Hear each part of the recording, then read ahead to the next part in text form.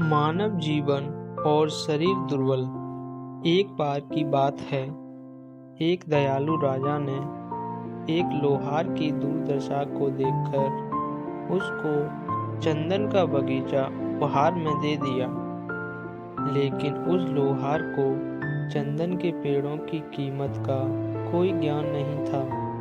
लेकिन वो यह जानता था कि लकड़ी की तुलना में उसके कोयले थोड़े महंगे बिकते हैं।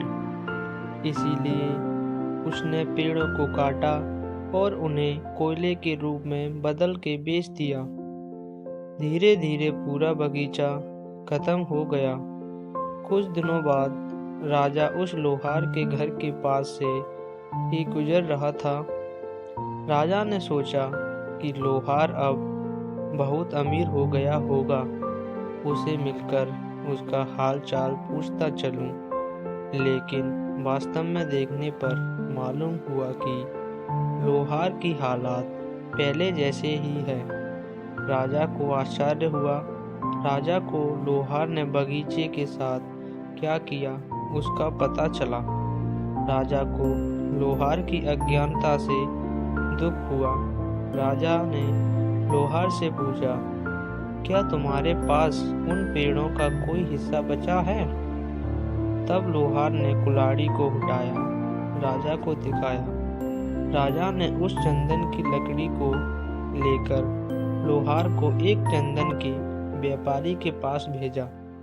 लोहार को उस एक छोटे से टुकड़े के लिए बहुत सारा पैसा मिला। लोहार को अपनी गलती का एहसास हुआ तो वो बहुत रोया। उसने राजा को एक और बगीचा देने की विनती की। ऐसा तोहफा बार बार नहीं मिलता, कहकर राजा ने उसे मना कर दिया।